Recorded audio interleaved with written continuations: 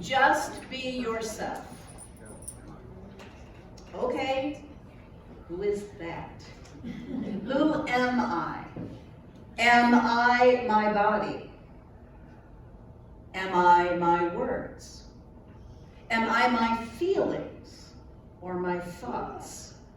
Am I the job I do? You know, we don't get a lot of practice or instruction in our culture on how to figure out who we are.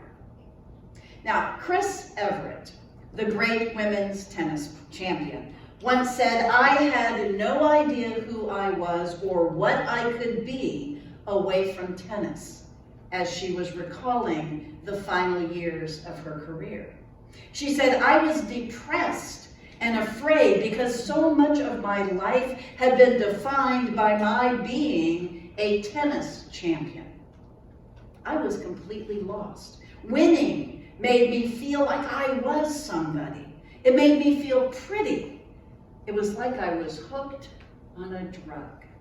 I need the wins, the applause, in order to have an identity." And we can all relate to that because some of us have left jobs that defined us.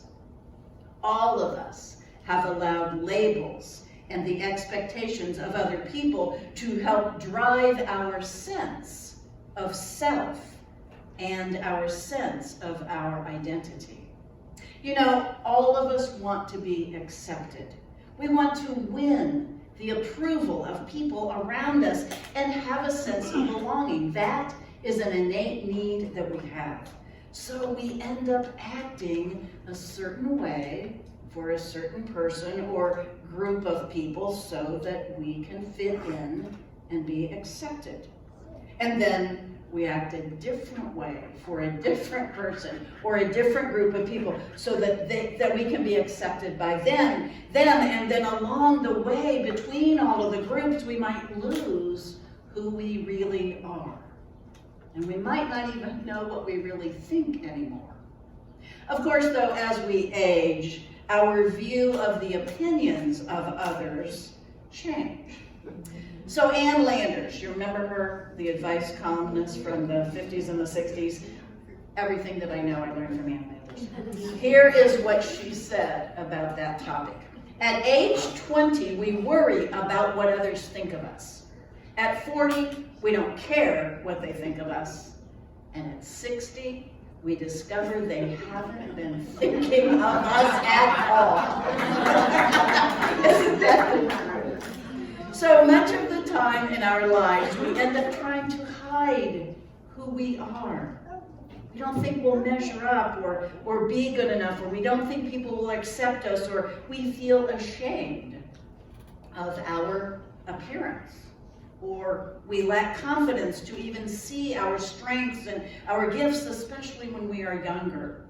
It is so hard for all of us at any age to see ourselves positively. We are all so much better. We are experts at finding the flaws. So we don't always reveal who we are to very many people.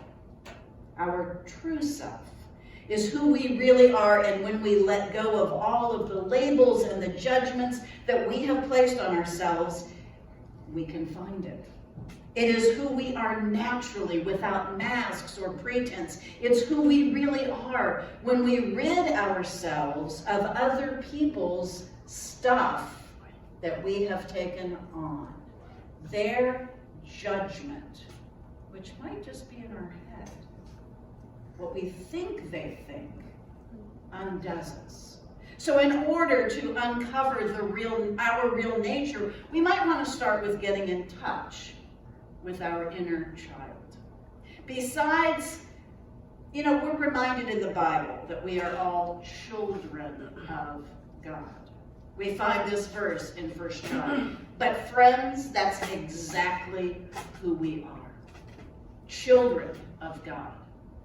And that's only the beginning. Who knows how we'll end up? Now, honestly, getting in touch with our inner child is a step that is really easy for me because I never left childhood.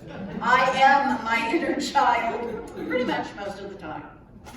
But when we watch small children, we're always a little jealous, aren't we? Because we notice that they are free.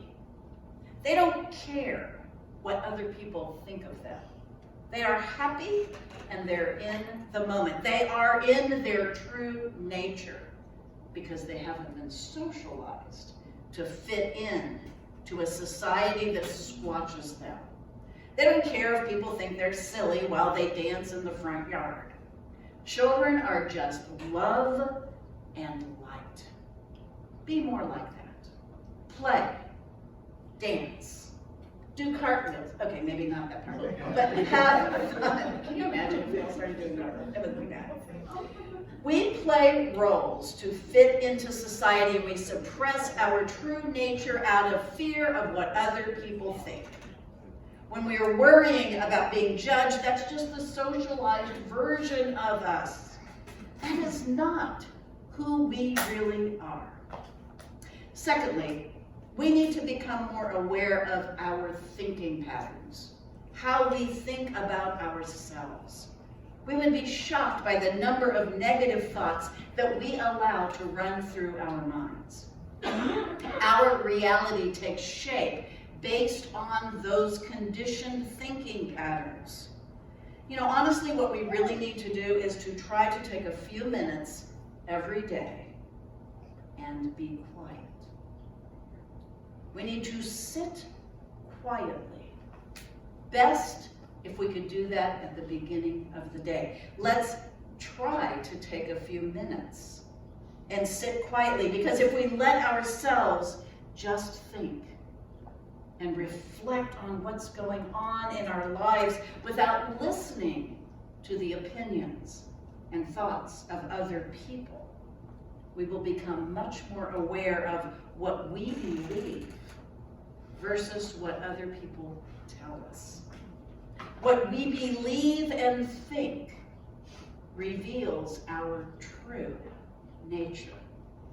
I don't think we practice that enough. Finally, we need to follow our intuition. Our soul tells us what we need to do. We just need to listen instead of fearing what other people are thinking. We have an inside that tells us. When we feel a nudge in a particular direction, it is our soul telling us to do something differently, and we need to listen to it. So when we align with our true nature, we become our authentic self, and that person is strong. That person has been through some stuff, and that person has emerged with boldness and courage. We all have scars, and those scars show that we went through something hard and we survived, and it's our story. It is now part of who we are. So let's not be ashamed of our scars or our story. Let's work to find and live our natural and authentic selves. While walking through the forest one day, a man found a young baby eagle who had fallen out of the nest. He took it home and he put it in his barnyard, where it soon learned to eat and behave like the chickens. So one day, a naturalist passed by the farm and he asked why the king of all birds should be confined to a barnyard with the chickens. Well, the farmer replied that since he had given it chicken feed and trained it to be a chicken, it had never learned to fly. Since it now behaved as the chickens, it was no longer an eagle. But it has the heart of an eagle and can surely be taught to fly, replied the naturalist. So the naturalist took the eagle and he lifted it toward the sky and he said, "You belong to the sky, not to the earth. Stretch forth your wings and fly." The eagle was confused. He He didn't know who he was. He jumped down and he started eating chicken feet again.